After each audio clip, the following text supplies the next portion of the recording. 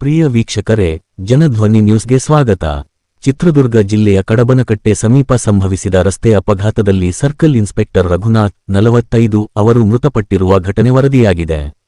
ಹೊಸಪೇಟೆಯಲ್ಲಿ circle inspector ಆಗಿ ಕರ್ತವ್ಯ ನಿರ್ವಹಿಸುತ್ತಿದ್ದ ಅವರು ಮುಸ್ತೂರು ಕಡೆಗೆ ಕಾರಿನಲ್ಲಿ ತೆರಳುತ್ತಿದ್ದ ವೇಳೆ ವಾಹನ ನಿಯಂತ್ರಣ ತಪ್ಪಿ ಬೇವಿನ ಮರಕ್ಕೆ ಡಿಕ್ಕಿ ಹೊಡೆದ ಪರಿಣಾಮ ಈ ದುರ್ಘಟನೆ ಸಂಭವಿಸಿದೆ ಎಂದು ಪ್ರಾಥಮಿಕ ಮಾಹಿತಿಗಳು ಸೂಚಿಸುತ್ತಿವೆ.